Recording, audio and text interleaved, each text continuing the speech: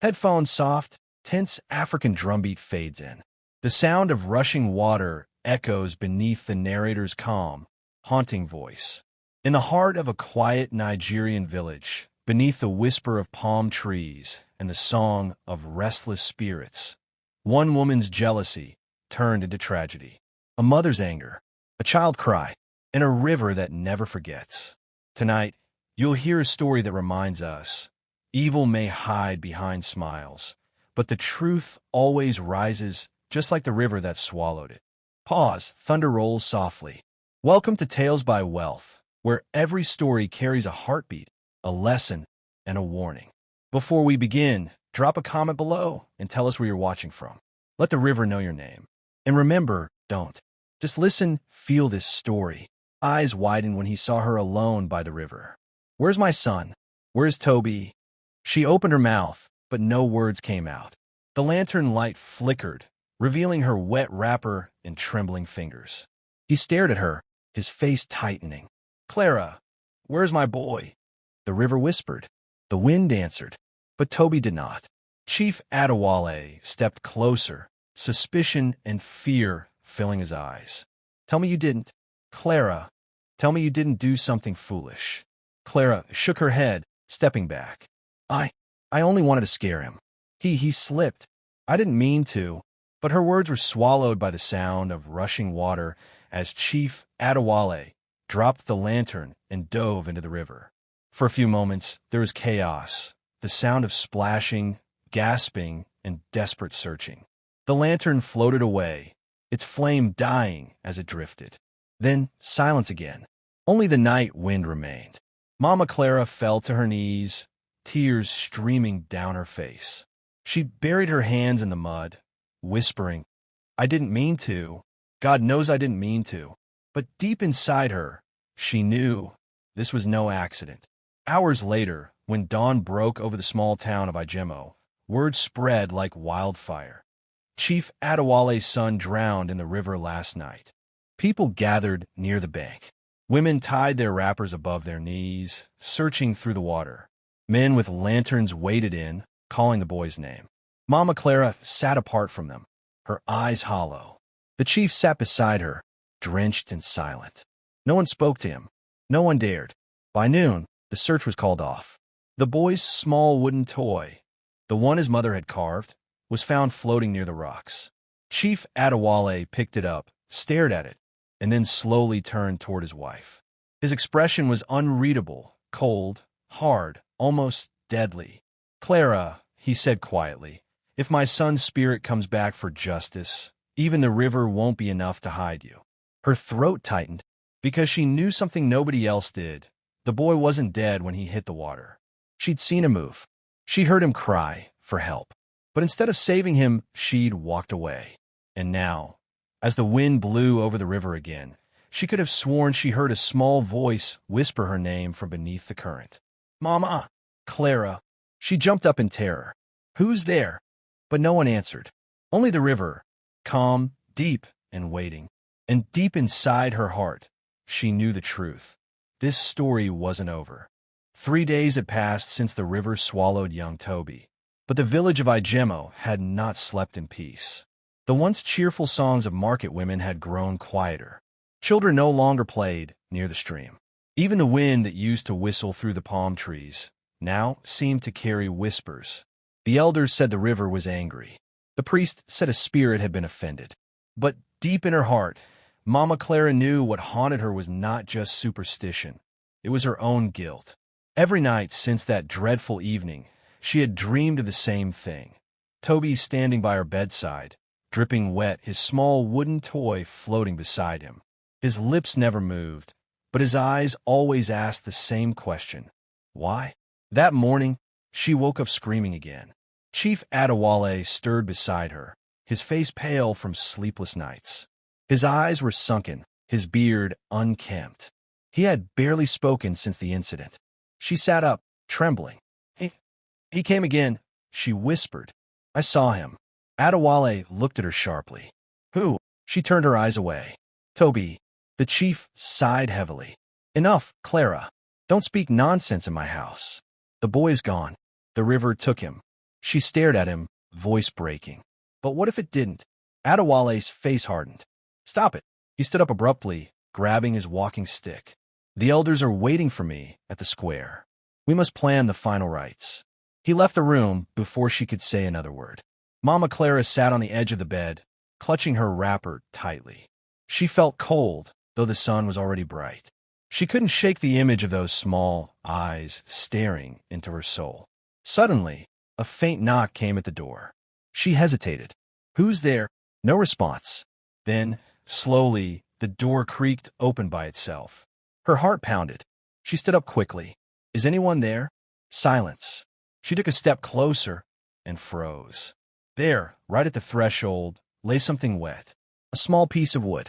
Her hand shook as she bent to pick it up, and her breath caught in her throat. It was Toby's toy, the same toy they had found floating in the river 3 days ago. The one the chief had buried with his son's belongings. Clara dropped it and screamed. Her maid, Nkechi, ran in from the backyard. Madam, what happened? Clara pointed at the floor, trembling. That toy. It's back. Nkechi looked down, confused. Toy? I don't see anything, Ma. Clara blinked, her voice faltering. It was right there. The maid stared at her, concerned. Madam, maybe you need rest. You haven't eaten properly since that day. Clara swallowed hard and forced a weak smile. You're right. Maybe I imagined it. But deep inside, she knew she hadn't. Later that evening, she went to the riverside again, drawn by something she couldn't explain. The air was heavy, and the setting sun painted the sky with orange and purple streaks. The water moved slowly, peacefully, as though mocking her. She stood there, clutching a small calabash filled with flowers, part of the ritual she planned to offer for forgiveness. She whispered softly, Toby, if your spirit can hear me, forgive me. It was a mistake. I didn't mean to hurt you.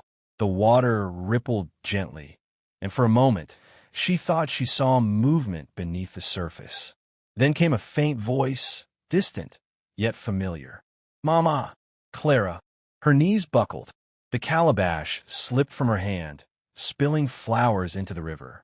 She turned to run, but her foot caught a root, and she fell. As she scrambled up, she saw something that made her blood run cold. A small handprint in the mud right beside where she had been standing. Small, wet, and fresh. She screamed and ran back home, panting heavily as she burst into her compound. Her husband met her at the entrance, alarmed. Clara, what is it now? She fell to her knees. He's alive, Adewale. He's alive. I heard him. I saw his handprint. Adewale's eyes narrowed. You're losing your mind. I'm not, she cried. Please, come and see for yourself. But the chief had had enough. You will not disgrace me before this town, he shouted. The people already whisper that our family is cursed. You will stay in this house and keep quiet. He stormed off, slamming the door behind him. Clara burst into tears, her whole body shaking. God, please, what do you want from me? Suddenly, the sound of dripping water echoed through the house. Drip, drip, drip. She looked up. The trail led from the front door, small, wet footprints, one after another, leading straight into the corridor. Her heart stopped. She followed them slowly, trembling, each step heavier than the last. The footprints led into Toby's old room. She pushed the door open and screamed. The toy she had seen at the doorway that morning now sat neatly on the bed, dry and clean, as if someone had carefully placed it there. The air in the room grew cold. Her breath came out in mist. Then a soft humming sound. A lullaby she remembered Toby's late mother used to sing. Clara stumbled backward, eyes wide in terror. No, this can't be happening. The toy slowly turned by itself and fell to the floor with a hollow thud. That was when she fainted. When she woke up hours later, she was lying on the sofa, covered with a blanket. Nkechi was sitting nearby with a bowl of water. Madam, thank God you're awake. You fell down. I found you shaking. Clara's voice was hoarse. Did you see anyone? No, Ma. Only you. Clara sat up slowly, staring into space. It's not over. Something is coming. Nkechi frowned. What do you mean? She turned her head slowly toward the window, her eyes distant. The river doesn't forget. That night, a storm broke over the village. Lightning flashed across the sky, thunder rolled endlessly, and the rain poured like judgment. In the middle of the night, as the thunder roared, Chief Adewale rose from bed, restless. He thought he heard someone crying outside the compound. He opened the door, squinting into the rain. There was no one. But at the far end of the compound, near the mango tree, he saw a small figure, drenched, barefoot, and standing still in the rain. "Who's there?" he called out. The figure didn't move. He took a few steps forward. I said, "Who's there?" Lightning flashed, and for a split second he saw it clearly. A small boy, covered in mud, dripping wet, holding a wooden toy. Then the lightning faded, and the figure was gone. Chief Adewale stumbled back, gasping, clutching his chest. No, it can't be." From the shadows, the voice came again, soft, broken, and echoing through the rain. "Baba." By the fourth dawn after the tragedy, Ijimo village no longer whispered. It talked. Loudly, fearfully, constantly. The story of Chief Adewale's haunted house had spread like wildfire. Children said they saw a small boy playing by the river at midnight. Market women swore they heard cries in the wind whenever they passed near the chief's compound. Even hunters refused to set traps near the water again. The chief's home, once a symbol of pride and wealth, now stood under a dark cloud. Every evening, people gathered in small groups at the village square, pointing toward the hill where his compound rested. Something was wrong. Everyone could feel it. Inside the compound, Mama Clara hadn't slept for 2 nights. Her eyes were red and sunken. Her hands trembled constantly. Sometimes she laughed to herself for no reason. Other times, she screamed into the empty air. Nkechi, her maid, had started packing her things quietly. She was planning to leave before nightfall. Whatever haunted that house was beyond prayer. That morning, Clara walked into the sitting room, her wrapper hanging loosely on her shoulders. She froze when she saw the chief standing by the altar, holding the drawing they found the night before. He turned slowly to face her. His voice was low and cold. "You did this, didn't you?" Clara blinked, confused. "What are you saying?" He stepped closer. "You pushed him. You killed my boy." Her breath caught. "I didn't mean to. It was an accident. You have to believe me." "Accident." His voice cracked like thunder. "You call it an accident when you stand and watch a child drown?" Tears streamed down her cheeks. "He said something, Adewale. That boy. He said things no child should know." The chief frowned, anger giving way to confusion. "What do you mean?" She wiped her tears and whispered. "He said he knew about the secret, the promise you made to the river years ago." The chief's face went pale. She continued, trembling. "He told me you sacrificed his mother's unborn child to get wealth. That you promised the river you'd give your firstborn if you ever broke your vow." The chief staggered backward, gripping his chest. "Who told you that?" She shouted. "He did. Your son. That's why I lost control." The chief covered his face with both hands. No, I buried that truth years ago." The silence that followed was thick. Both of them stood there, breathing hard, each consumed by fear of what they had unleashed. Outside, thunder rolled again, though the sky was clear. Then came the sudden sound of knocking. Boom, boom, boom. The chief jumped. "Who's that?" Before anyone could answer, the main door opened by itself. Standing there was Baba Ajani, the oldest elder in the village, leaning on his staff, his white beard glistening with sweat. Behind him stood 2 other elders and a young priest dressed in a red wrapper. The old man spoke slowly. "Chief Adewale, the river's anger has reached our ears. We must talk." They all sat down inside the sitting room, the air heavy with tension. Baba Ajani's gaze was sharp. "For 4 nights, thunder has rolled without rain. The river refuses to rest. The ancestors are restless." The priest stepped forward, holding a calabash of white chalk. "The spirit of the boy seeks truth, not revenge. But if truth hides, the river will claim more lives." Chief Adewale looked at the floor. His voice cracked. "What do you want me to do?" Baba Ajani replied, "Tell the truth. All of it." The chief hesitated. "If I speak, my legacy is ruined." The old man's tone deepened. "If you don't, your bloodline is ruined." The words struck deep. Finally, the chief looked up, eyes wet with guilt. Many years ago, when I was still a young man, I had nothing. I went to the river shrine to ask for wealth. The priest there told me that if I wanted prosperity, I must give something in return, the life of my first son. I thought it was superstition. I agreed. He swallowed hard. The same year, my first wife got pregnant, but the child died in her womb. Or so I thought. Baba Johnny's eyes widened. You mean? The chief nodded slowly. She never truly lost that pregnancy. She ran away before the child was born. Years later, when I found her, she had died, but she left behind a boy. Toby. A long silence followed.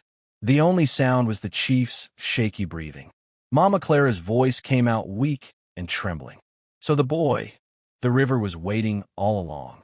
Baba Johnny stood slowly, face grim. When you went against your vow, the spirit of the river marked your household. Your son was never meant to live under your roof. Clara whispered, "It was never about me." The priest shook his head. You became the tool the spirits used to finish what was promised. But the boy's soul is angry, not just because he died, but because of betrayal. Until peace is made, your house will know no rest. Chief Adewale sank to his knees, tears flowing freely now. Then what must I do? The priest poured white chalk on the ground. You must return to the river at midnight and offer what the spirit demands. The chief looked up desperately. What is a demand? The priest's eyes turned distant. We do not choose. It will show you. That night, as darkness fell over Ijemo, thunder rumbled once again, louder, closer, almost alive. The chief and Clara dressed in white and walked toward the river with Baba Johnny and the priest following behind. Villagers watched from afar, whispering prayers and fears. The air was heavy with anticipation. When they reached the riverbank, the priest drew sacred markings in the sand and began to chant. The water rippled violently, glowing faintly beneath the moonlight. Then, a voice came, soft but clear, echoing across the water. Baba, Mama. Clara dropped to her knees, sobbing. Toby, my son, please forgive us. The water stirred faster. A faint silhouette appeared, a small boy's form made of light and mist, standing atop the waves. The villagers gasped. The spirit looked at them silently. Chief Adewale trembled. Son, I failed you. I broke a vow I didn't understand. Take whatever you want. Just let us find peace. The spirit raised one hand slowly and pointed, not at his father, but at Mama Clara. The crowd gasped. The chief shouted no. She didn't mean to. But the boy's image flickered, and his voice echoed again. She must return what she took. The priest turned to Clara. What did you take? Clara shook her head in confusion. I don't know. The boy's voice grew louder. You took what was mine. You took my mother's necklace. Clara froze. The necklace, the one she accused Toby of stealing that night, the very reason she pushed him. Her hands began to tremble. I still have it, she whispered. The chief turned to her in shock. You mean all this time? She nodded, tears falling. I thought he stole it. I was wrong. The priest said urgently, then return it now, before dawn, or the spirit will not rest. Clara reached into her wrapper pocket and pulled out the golden necklace. Her hands shook violently as she held it toward the river. The boy's spirit extended his own hand. The necklace lifted from hers, floated in the air, and dropped into the water. For a brief moment, the river glowed with golden light. Then silence. No more thunder. No more wind. The water grew calm again. Baba Johnny whispered, "It is done." But before anyone could sigh in relief, the spirit's voice came one last time. Peace is not free. The river remembers who watched and walked away. Suddenly, the water surged upward, striking like a wave. It hit Clara full in the chest and dragged her forward before anyone could move. The villagers screamed as the river swallowed her whole.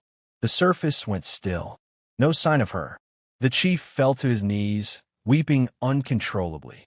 The priest murmured, "The river has taken what it was owed." Lightning flashed one final time across the sky, but there was no thunder this time, only silence. And for the first time in days, the air around Ijemo village felt light again. The curse was broken, or so they thought, because when the chief turned to leave, he saw it, a small, wet footprint on the sand beside his own. He looked around, but there was no one there. If you've been following the story this far, tell me, what would you have done if you were in Mama Clara's shoes? Would you have confessed earlier, or try to hide the truth? Drop your thoughts in the comments below, and let's discuss. And if you're watching from anywhere across Africa or beyond, comment your country or city. I want to know where my people are tuning in from. Don't forget to like this video, subscribe to the channel, and share this story with someone who loves deep African folktales. Let's keep these lessons alive. For a short while, peace returned to the village of Ijemo. The rain stopped. The sky became bright again. Children played near the roads, and the villagers began to speak of how the river had finally been appeased. The chief's compound, which had been filled with cries and whispers, now stood quiet. But for Chief Adewale, peace did not feel like peace. It felt like silence before another storm. He sat alone in his courtyard one evening, staring at the sunset. The same river that once gave him wealth had now taken everything: his wife, his son, his pride. Only the sound of palm fronds rustling above his head kept him company. Nkechi, the maid who had almost left during the haunting, now served him quietly, avoiding his eyes. Pity and fear lived in her face. As she dropped a tray of food beside him, she whispered, "Chief, maybe you should leave this house for some time. Go to the city. Rest." He looked at her, eyes empty. "Rest? Tell me, Nkechi, how does a man rest when the voices of the dead live in his dreams?" She lowered her head. "I'm sorry, sir." He waved her off weakly, and she left. When darkness fell, he remained there, watching the shadows stretch across the compound. Then he heard it, soft humming, the same lullaby Toby's mother used to sing. His blood froze. Slowly, he turned toward the corridor and saw it, a woman's silhouette, draped in a soaked wrapper, hair hanging over her shoulders. He blinked, thinking it was his tired eyes. But the figure was still there, standing at the doorway to the kitchen. "Who's there?" His voice quivered. The figure stepped into the moonlight. It was Clara, soaked, pale, dripping with river water. Her eyes were hollow, her skin faintly glowing. Adewale stumbled back, clutching his chest. "Clara? But you?" Her lips curved into a slow, cold smile. "Did you think the river would let me rest that easily?" He tried to speak, but his throat felt dry. She moved closer, the sound of water dripping from her feet echoing on the floor. "You made a promise to the river before you ever met me, but I was the one who paid the price." "Go away," he shouted. "You're dead." Her laugh was low and bitter. "Dead? Then why do I still feel pain?" The air grew cold. The lantern nearby flickered out, and then she vanished. Adewale collapsed to his knees, shaking. No, this can't be happening again.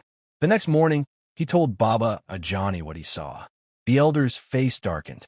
If her spirit has returned, it means she was taken unjustly. The river may have claimed her, but her soul is restless.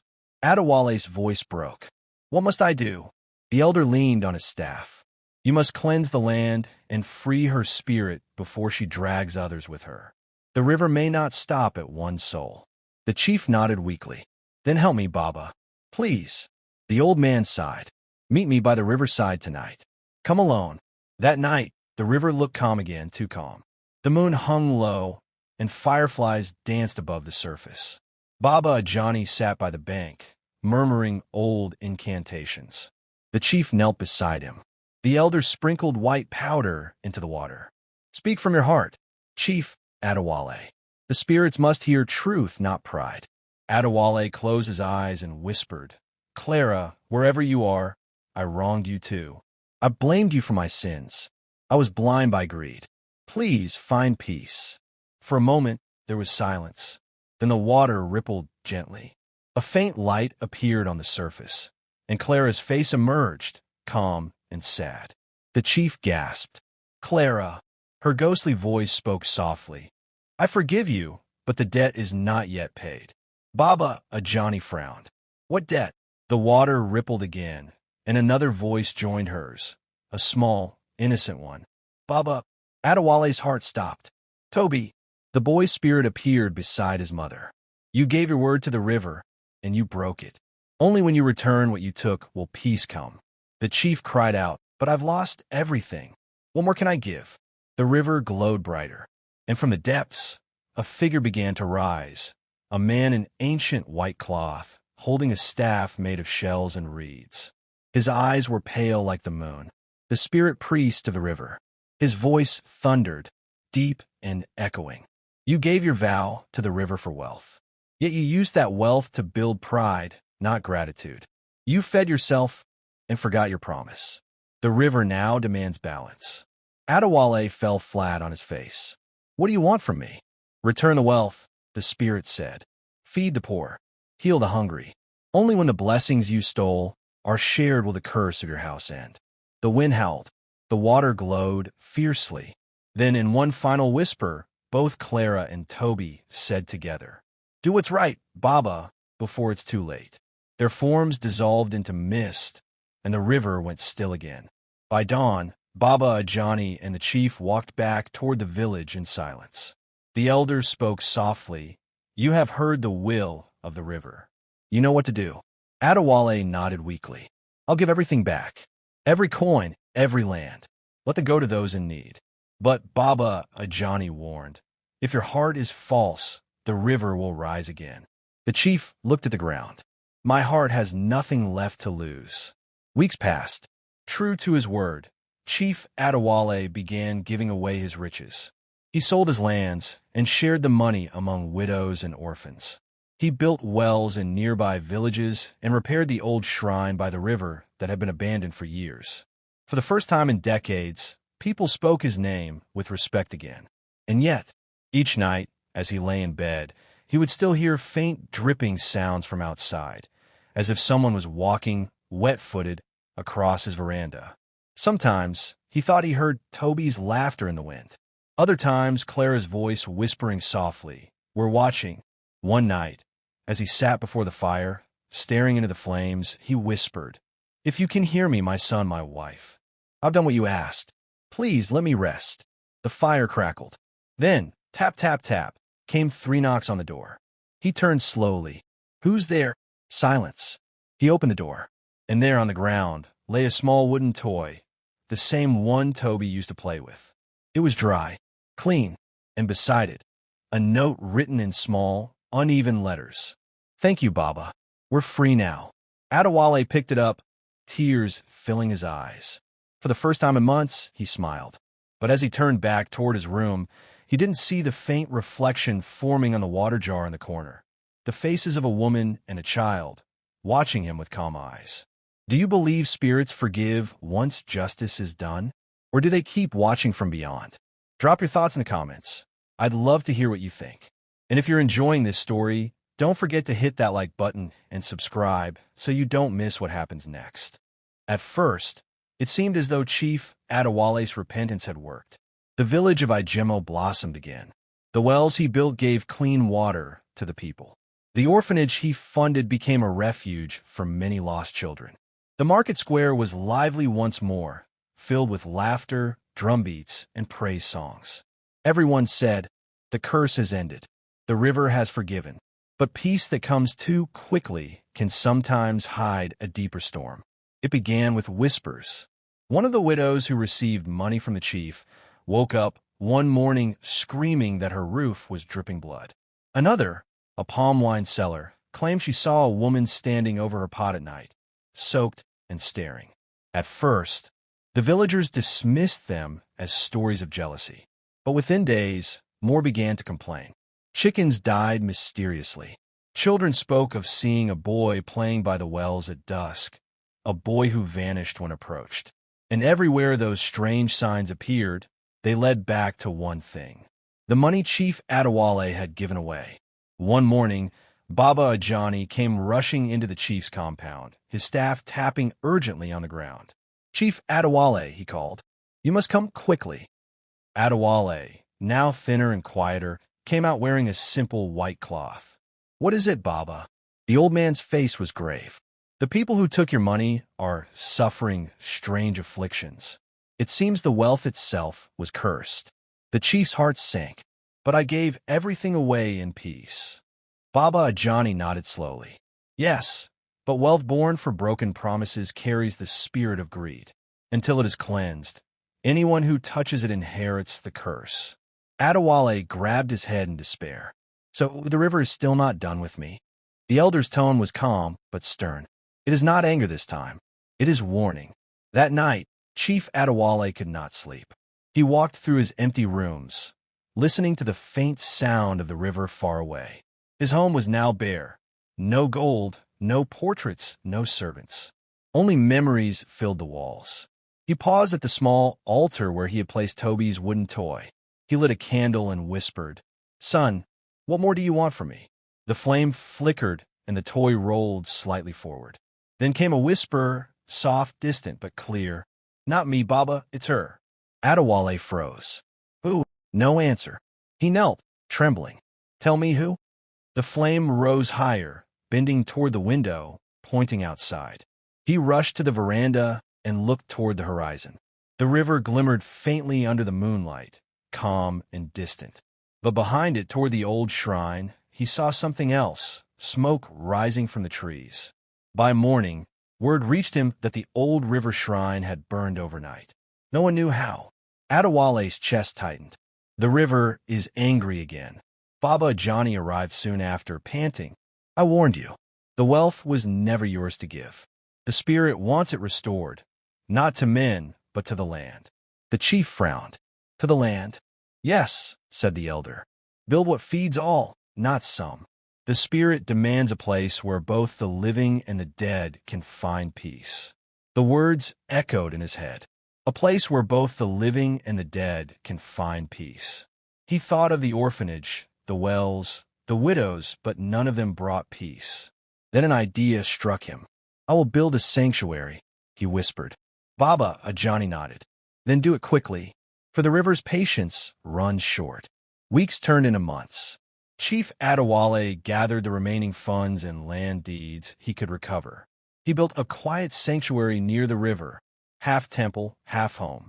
It was open to all, widows, orphans, travelers, even the mad. It became a place of healing and storytelling. And there, he placed a wooden toy and a single golden necklace at the altar. He called it Ilalafia, the House of Peace. At the opening ceremony, villagers gathered, singing praise songs.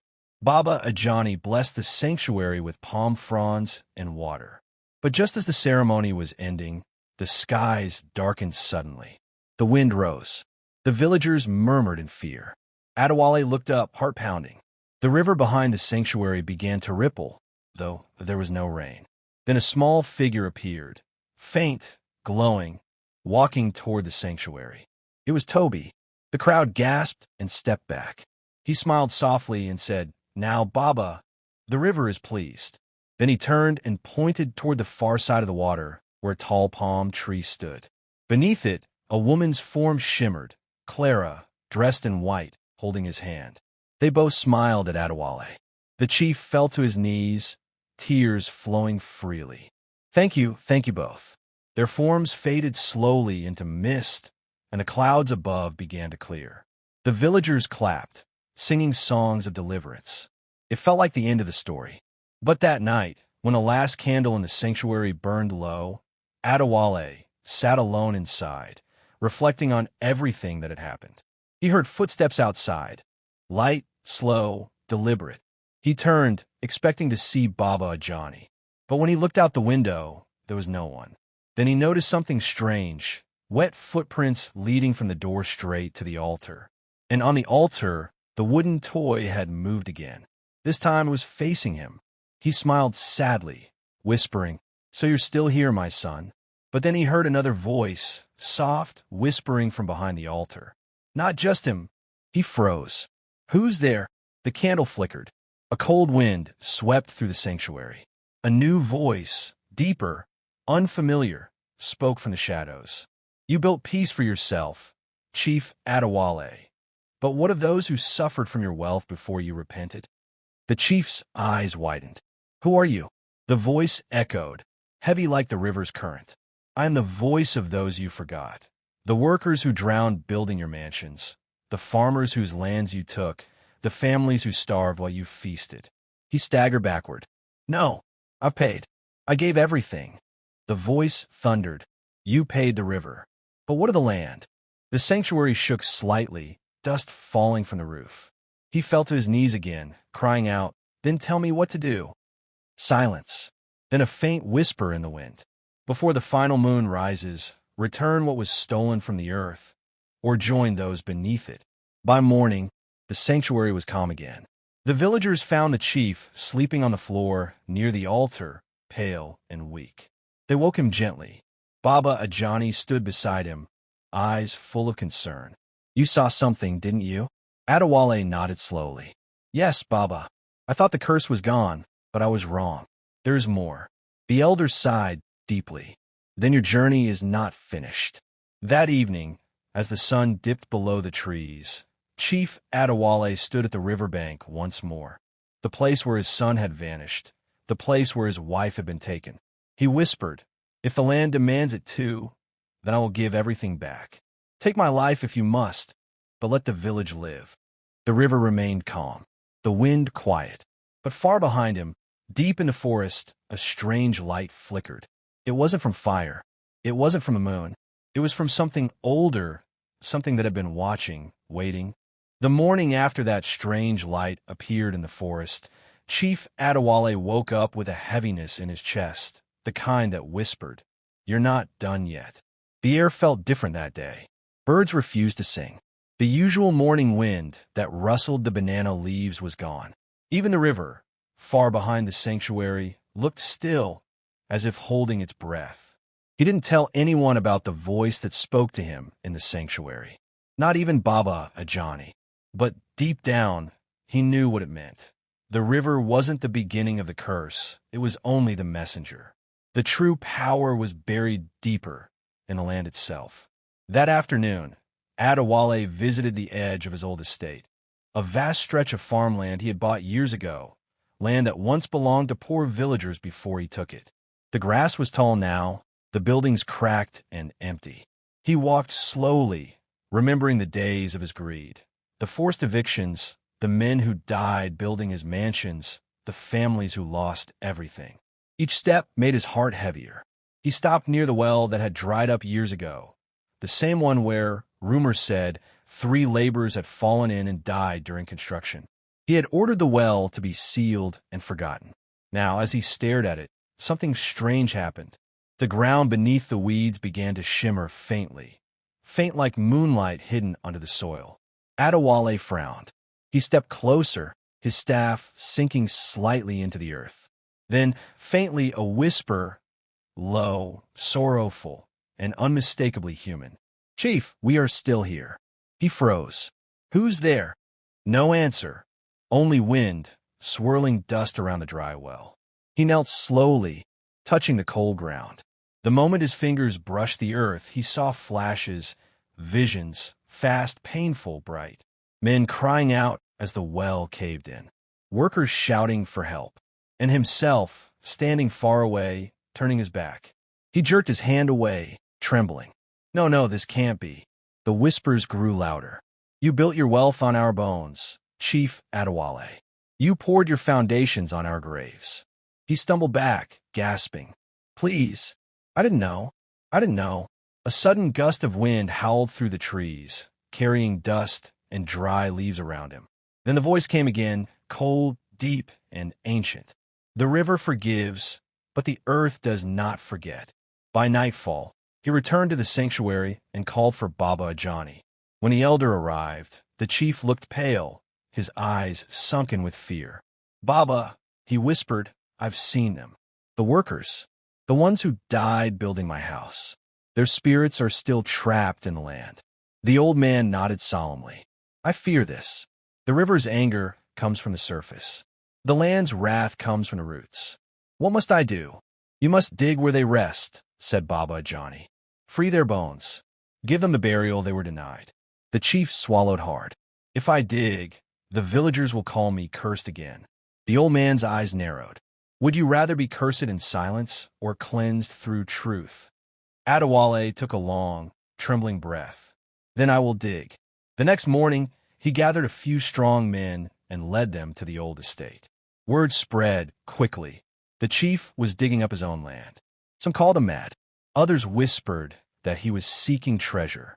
But Baba Ajani watched quietly, chanting prayers as the men struck the ground. Hours passed. Then, one of the diggers shouted, "Chief, come and see." Adewale rushed over. The man pointed into the hole, bones half buried and tangled, staring up from the earth. The air grew cold.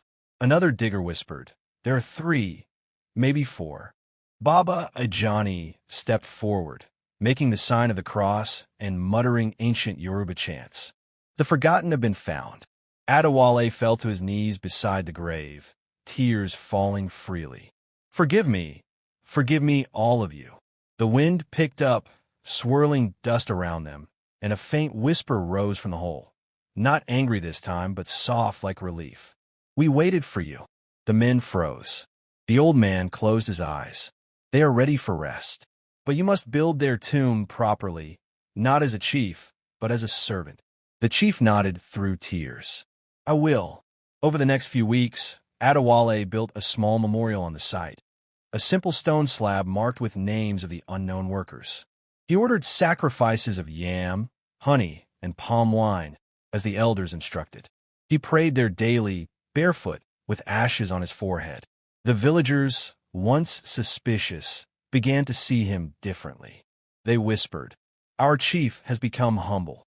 But peace still refused to come fully. Each night, after prayer, he would return to the sanctuary and see faint handprints on the walls. Not bloody, not wet, but made of dust. One morning, he woke to find words written on the floor in chalk. "One more debt remains." His blood ran cold. He rushed to Baba Ajani's hut. "Baba, the spirits still speak. What more do they want?" The old man's eyes dimmed. "One debt remains, the one you never knew you owed." Adewale frowned. "I don't understand." The elder leaned forward. "The child you thought you lost before Toby's birth, the unborn one your first wife carried. That soul was also promised to the river, but it never entered the water. It was born and buried in secret." Adewale froze. "What are you saying, Baba?" The old man's tone grew heavy. "Your first wife hid the truth. The baby survived. She gave it to another family in the next village before she died." Adewale's eyes widened. "You mean I have another child?" "Yes," said the elder. "And that child carries the last chain of the curse." The room fell silent. Adewale gripped his chest. "Where is this child now?" Baba Ajani shook his head. "If still alive, the child would be grown, a man by now. But if he lives unaware of the blood vow, the curse could pass to him without warning." Adewale stood slowly. "Then I must find him before it's too late." That night, as the chief sat alone in the sanctuary, the candle beside him flickered. He opened his eyes and saw a shadow standing near the doorway. A man, tall, with familiar features. The chief rose slowly, whispering, "Who are you?" The man stepped closer, his voice low and calm. "You don't know me, but I know you." Adewale's breath caught. "What do you mean?" The stranger smiled faintly. "My mother told me before she died that my father was a great man, a man named Chief Adewale." The chief staggered back. "Impossible." The stranger nodded slowly. "My name is Damelair, and I think I'm your son." The candlelight flickered violently. Outside, the wind began to howl again, bending the trees toward the river. The chief's knees gave way. "Then the curse has found its heir." The stranger frowned. "What curse?" Before the chief could answer, the sanctuary door slammed shut by itself, and from the altar, the wooden toy rolled off the edge and hit the floor, spinning in circles until it stopped at Damelair's feet. The candlelight trembled, throwing shadows across the sanctuary walls. Chief Adewale and the young man stood facing each other, one trembling with fear, the other confused, unaware of the storm he had just walked into. The wooden toy at Damelair's feet rocked once, then fell still. Adewale's heart pounded as he whispered, "You shouldn't have come here." Damelair frowned. "I came to find answers. My mother told me you were a good man. She said you wanted to meet me one day." The chief swallowed hard, guilt weighing on his tongue. I was a fool, Damelaire. Everything I touched came from curse. And now, that curse has found you. The young man laughed awkwardly. Sir, with all due respect, that sounds like a story from a village ghost tale. But before Adewale could respond, a loud crash echoed through the room. The candle flame bent backward as if hit by wind, though all doors were shut. Both men turned sharply. On the altar, the wooden toy had begun to move, rolling toward Damelaire slowly, deliberately. Damelaire stepped back. What's happening? The chief's voice broke. The river knows you've returned. It's come for what I once promised. Damelaire shook his head in disbelief. You're scaring me. What promise? Adewale stared at the ground, his eyes wet. Before you were born, I made a vow to the river for wealth. I broke it when I refused to surrender my firstborn. Your brother, Toby, was taken as payment. Now the river demands balance again. Damelaire's face paled. You mean you think something's coming for me? The air grew cold. The candle went out. From the darkness, a faint dripping sound began, like footsteps soaked in water, slowly approaching. Then a voice, soft, distant, childlike. Baba, why did you bring him here? Adewale froze. Toby, Damelaire's breath caught in his throat. Who's that? The darkness deepened. From the corner of the room, a small, glowing figure appeared. A boy, wet, holding the same toy that had rolled across the floor. His eyes were gentle but sad. Damelaire gasped. What in God's name? Adewale fell to his knees. Toby, please, not him. He's innocent. The boy tilted his head. The river doesn't want him, Baba. It wants the vow fulfilled. The chief cried. Then take me. Take me instead. The spirit's voice echoed like a soft wave. The river does not trade. The river collects. Damelaire stepped forward trembling. Sir, what are you seeing? Who are you talking to? But before his question could finish, the ground beneath the sanctuary began to tremble. The clay pots rattled. The altar shook. Outside, thunder boomed, though the sky was clear. Baba Johnny, who had been resting nearby, ran inside. Chief, the river, it's rising. The waters are climbing the hill. Adewale looked up, panic in his eyes. It's coming for him. The elder's voice rose over the rumble. Then you must break the vow, Chief Adewale, before it takes your son. Adewale shouted, How? Baba Ajani's eyes glowed faintly in the candlelight. By giving back not your life, but your blood's name. Adewale frowned. What do you mean? You must renounce the name the river blessed, the elder said. Your titles, your honor, your legacy. Everything tied to the vow must die tonight. You must bury the name Adewale itself. The chief's body went cold. If I do that, everything I've built will vanish, the old man said. But your bloodline will live. Damelaire grabbed his arm. Sir, please, you don't have to do this. A sudden gust of wind threw open the doors. Water splashed into the sanctuary, though the river was miles away. Toby's spirit stepped closer, his voice softer now. Baba, the river is waiting. Adewale's eyes filled with tears. Then let it be. He turned to Damelaire. My son, listen to me carefully. You must never carry my name. From this moment, you are not Damelaire Adewale. You are Damelaire Olatunji, your mother's son. Swear it. Damelaire hesitated. I swear it now, the chief cried, voice trembling. Damelaire placed his hand on his chest. I swear it. At that very instant, the trembling stopped. The air grew calm. The water that had seeped into the sanctuary receded slowly toward the door, like a tide pulling back to sea. The spirit boy smiled faintly. The vow is broken. The chief fell to his knees, exhausted. Toby, my son. The spirit looked at him one last time. The river forgives, Baba, but the land will still judge. Then he vanished, the toy dropping quietly onto the wet floor. Hours later, the storm finally passed. The chief lay weak on the sanctuary floor, while Baba Ajani covered him with a cloth. Damelaire knelt beside him, trembling. Are you all right? The old man smiled faintly. Yes, for the first time, I feel light. He reached for Damelaire's hand. You must live wisely, my son. You have my blood, but none of my curse. Never let greed drive you. Tears filled Damelaire's eyes. I won't. The chief smiled weakly, then closed his eyes. Tell the river, thank you. Then his breathing slowed and stopped. Damelaire shook him gently. Sir, father. But Chief Adewale was gone. By dawn, the village gathered at the sanctuary. Baba Ajani announced with sorrowful pride. The chief has joined his ancestors in peace. He paid his debts, both to the river and to the land. They buried him beside the sanctuary he built. The river remained calm for days, its surface shimmering like glass. But that night, after everyone had left, Damelaire returned alone to the grave. He placed a wooden toy on the tomb and whispered, I'll carry the lessons, not the curse. Then he turned to leave.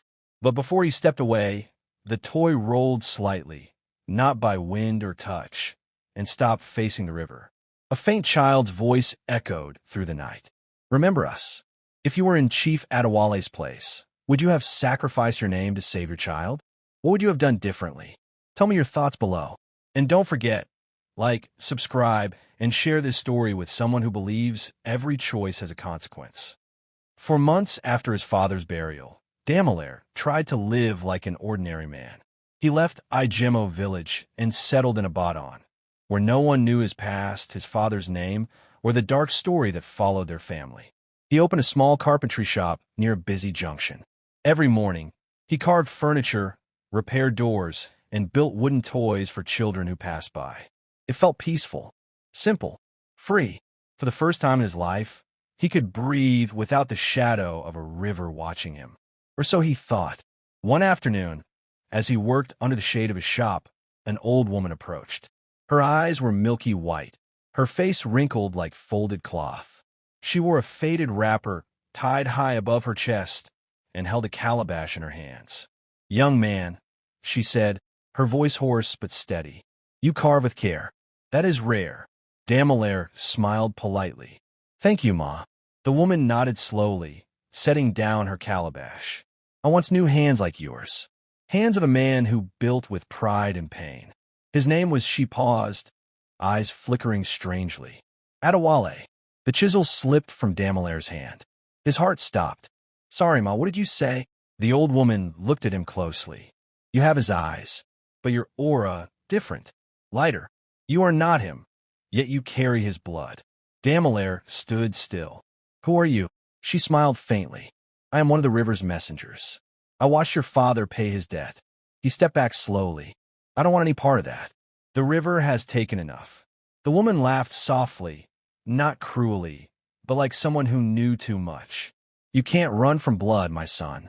You carry his legacy, not his curse. But blood that carries memory must not forget. She picked up her calabash and handed it to him. Inside this is your father's final blessing. Do not open it until you reach the river again. Before he could ask another question, she turned and walked away. Damelaire called after her, Wait, what does this mean? But when he looked again, she was gone, vanished into thin air. That night, he couldn't sleep. The calabash sat on the small wooden table beside his bed, sealed with white cloth and red thread. He stared at it for hours. Every time he looked away, he thought he heard faint whispers, the sound of water trickling, soft chanting in the distance. Finally, he sighed. No, I won't open it. I'll take it to the river tomorrow and end this. He lay down and closed his eyes. Moments later, he heard it, a child's laughter, faint and echoing. He opened his eyes and sat up sharply. Who's there? No answer. Then he saw movement, the calabash lid turning slowly by itself. Damelaire jumped from the bed. No, not again. The lid lifted completely. A faint blue mist rose from inside, spreading through the room. The whisper came again, gentle, almost familiar. Damelaire. He turned toward the voice. Who are you? It's me. The mist began to take shape. First a pair of small hands, then a face. Toby. Damelaire gasped. You? But you're gone, the spirit said softly. The river never forgets its own. Damelaire shook his head. Please, I don't want this life. I just want peace. The spirit smiled faintly. Then complete what our father could not. What do you mean? The vow is broken, said Toby's spirit, but the story is not. The river forgave, but the land's spirit still mourns. You must heal what he wounded, the people. I don't understand, Damelair said weakly. Build again, the spirit whispered.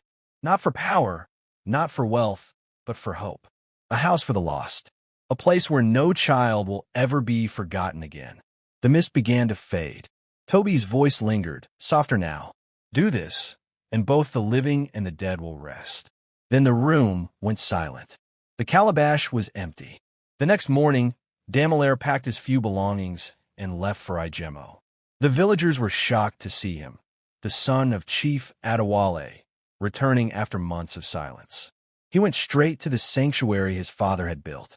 It was covered in dust, weeds crawling up the walls, but it still stood strong beside the calm river. He knelt before the altar and whispered, Toby, I heard you. I'll finish what he started. From that day, he began rebuilding the sanctuary into a home for orphans, children with no parents, no shelter, no name. He named it Adegir Home of Hope, Adegir, meaning the crown has been repaired. The people were moved by his heart. Donations came from nearby towns.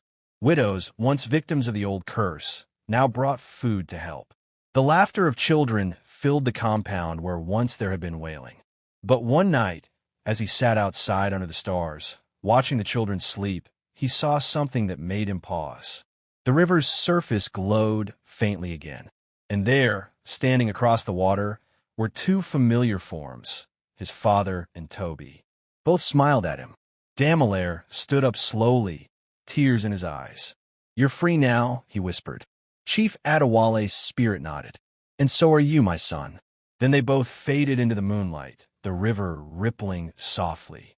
For a moment, peace filled Damelair's heart, the kind his father had sought all his life. He turned to go back inside, but just before he entered, he noticed something on the ground by the door, a small wet footprint. He smiled sadly. I guess the river still visits. Weeks later, as word of his sanctuary spread, journalists from the city came to interview him. One of them, a young woman named Kemi, asked, Mr. Damelair, how did you find the courage to turn a cursed legacy into a blessing? He smiled, looking out toward the river. Because I learned that curses don't end by running from them. They end when you face them with love. She nodded, impressed. You speak like a man who's seen death and lived again. He chuckled softly. In a way, I have. That night, after everyone had left, he returned to the riverbank once more. He knelt beside the water and whispered, Thank you, Toby. Thank you, Baba. Then he noticed something glinting beneath the shallow water, a small golden necklace. The same one his stepmother had once taken, now resting peacefully at the bottom of the riverbed. He smiled, knowing what it meant. The past was finally at peace. But as he rose to leave, he heard something in the wind, faint, deep, distant. Not a threat this time, just a whisper. Remember, every river carries a story. He nodded softly, and I'll tell ours. He turned toward the sanctuary, the laughter of children echoing in the night, unaware that from the forest behind him, an old white-eyed woman stood silently watching, a faint smile curling her lips. The same messenger from the city, and in her calabash, the reflection of the river shimmered again. The night was unusually quiet, the kind of quiet that sits heavy, waiting. A full moon hung over Igemo, painting silver paths on the calm river beside Damelair's sanctuary, Adegir Home of Hope. Inside, the children slept peacefully, their soft breathing blending with the hum of crickets outside. Damelair sat by the window, staring at the reflection of the moon on the water. Something about that night felt different. Calm, but watchful. He couldn't shake the image of the white-eyed old woman he had seen at the edge of the forest weeks ago, the one who had given him the calabash and a on. Every time he tried to forget her, her whisper echoed in his dreams. Every river carries a story. A soft knock came at the door. Damelair rose, confused. It was almost midnight. Who's there? No answer. He opened the door and froze. The same old woman stood before him. Her wrapper was the same faded red, her eyes still cloudy and white, but this time her face looked younger and somehow familiar. She smiled faintly. You've done well, Damelair. The river is proud. He stepped back, heart racing. You again? Who are you really? She tilted her head. I told you before, I am a messenger. But tonight, you deserve to know the truth. He swallowed. What truth? The wind picked up slightly, fluttering the curtains. Her voice deepened, layered, not human anymore. The river did not curse your father, child. The land did, and the river was only its voice. Damelaire frowned. The land. She nodded slowly. Long before your father's time, this ground was sacred, protected by a covenant. When men began to trade it for gold and greed, they broke the bond between the living and the dead. Your father's vow merely awakened what was already wounded. He stepped closer, struggling to understand. Then why me? Why send me the calabash? Her eyes shimmered faintly. Because stories are what heal the land. Your father sought wealth. You built hope. But the pain of your people must never be forgotten, or the curse will return in another form. Her form began to flicker like smoke. Who are you? He whispered again. The woman smiled sadly. I am not the river's messenger, Damelaire. I am the river. The ground trembled softly. Water from the nearby stream rose like mist around her feet. He stepped back, his heart pounding. You're the spirit? She nodded. And tonight, I have come for one final thing, the story itself. He frowned. The story? She took a step closer. Yes, the memory. For every curse that is broken must be remembered, or mankind will repeat it. Tell their stories, Damelaire. Your fathers, your brothers, your stepmothers. Let no one forget what greed does to the soul. He swallowed hard. And if I don't? Her voice echoed with the force of rushing water. Then silence will call the curse again. The air grew cold. The river behind the sanctuary began to ripple, though no wind blew. The children stirred in their sleep, whispering in their dreams. Damelaire's eyes glistened. Then I'll tell it. Every word, every pain, every lesson. The river spirit's eyes softened. Then the land will rest. She reached out and touched his forehead gently. A warm light filled the room, soft, golden, alive. When it faded, the old woman was gone. In her place stood the calabash, sealed once more, with a single line carved into its side. Tell them we were here. Days passed, weeks, and Damelaire kept his word. He began writing the full story of his father's rise and fall, of his brother's haunting, of the river that remembered promises, and of how pain turned into redemption. He shared it first with the children at the sanctuary. Every evening, they sat by the fire, listening wide-eyed as he told them the tale of the chief who angered the river. They laughed, they cried, and they learned. Soon, people from nearby towns began visiting just to hear the story. Some said that every time Damelaire told it, the river behind the sanctuary shimmered a little brighter, as if listening too. One night, after finishing his storytelling, Damelaire walked alone to the riverbank. He knelt, gazing into the moonlit water. I've told them everything, he whispered. Now rest. The river rippled gently, and a familiar voice, light, youthful, and free, echoed back. Thank you, brother. Tears filled his eyes. Toby, the water glowed for a moment, then grew still again. And for the first time in generations, Igemo knew peace. Years later, the children of Adager home of hope grew up to become teachers, writers, and healers, spreading the same lessons across distant lands. Each of them carried one saying, taught by Damelaire himself. A curse ends when its story is told. Damelaire grew old, his hair turning silver.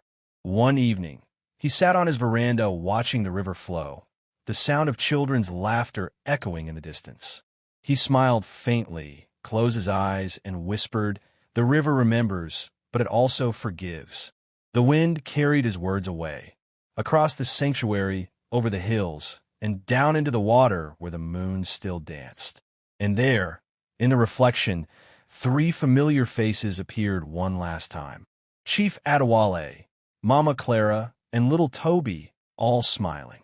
Then the river went still again, forever. And that's how a curse born from greed became a story of redemption. What did this tale teach you?